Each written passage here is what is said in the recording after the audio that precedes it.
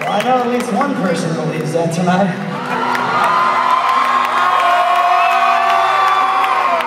Anybody else in Kentucky believe they've been remade?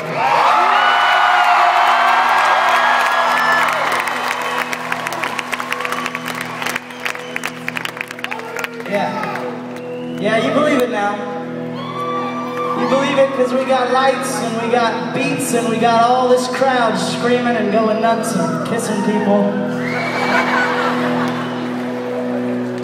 But what about tomorrow? What about next week? When you go home and you say, and you make that one mistake that you promised you wouldn't make. You do that one thing that you promised you wouldn't do anymore. That one thing that you said, I thought I was past this. I thought I was done with that. And there it is again. Failure rearing its ugly head. And then you're forced down to your knees, tears on your face, maybe cuts on your arms. Maybe a picture of yourself in the mirror that you're not exactly happy with.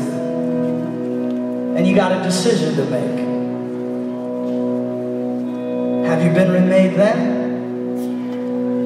Because this world says something different. This world says, the choices you make you who you are. So if you go home and you screw up, well then,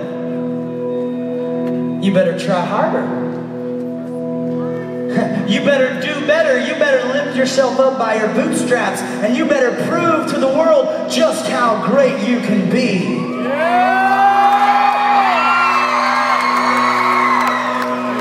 But my friends, that's not the gospel. That's true. Now preach. The gospel says something so radically different.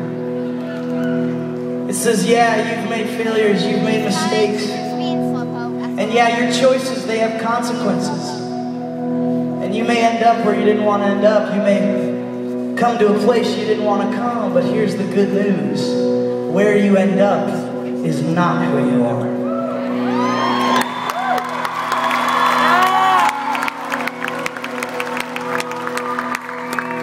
2 Corinthians has something different in mind. It says, if anyone is in Christ, he is a new creation. The old is gone, the new has come.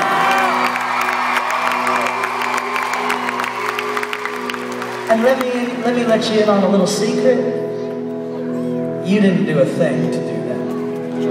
That's not about your performance. That's nothing you did. That has everything to do with what was done for you 2,000 years ago. When a man named Jesus came and lived the life you could never live. He died the death you could never die.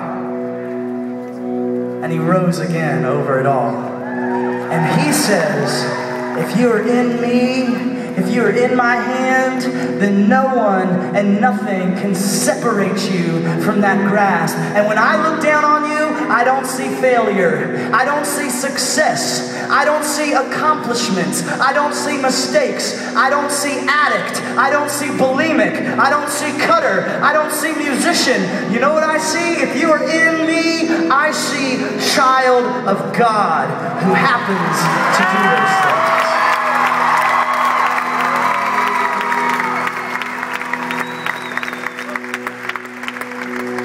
And that does two things, Louisville. It assaults our pride. Because it says, like I said before, you're so bad Jesus had to die for you. So you can't go walking around thinking you're all hot stuff. You can't go around going through the drive-thru saying, oh my goodness, can you believe what she said?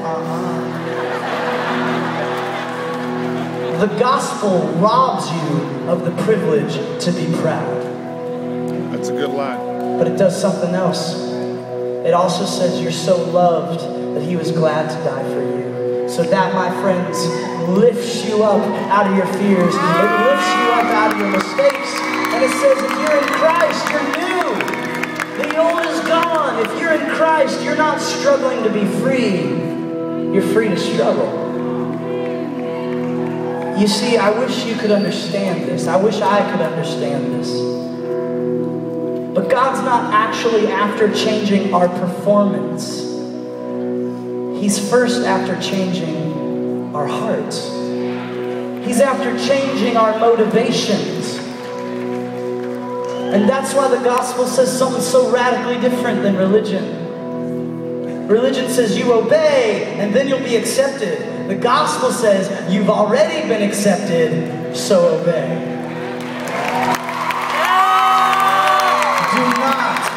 Do not mix those two around. We obey because we've been accepted.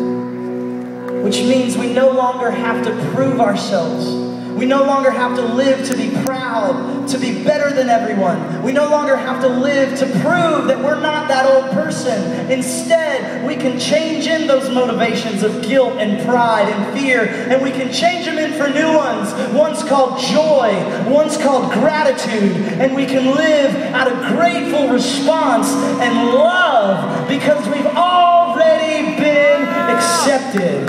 It's all joy.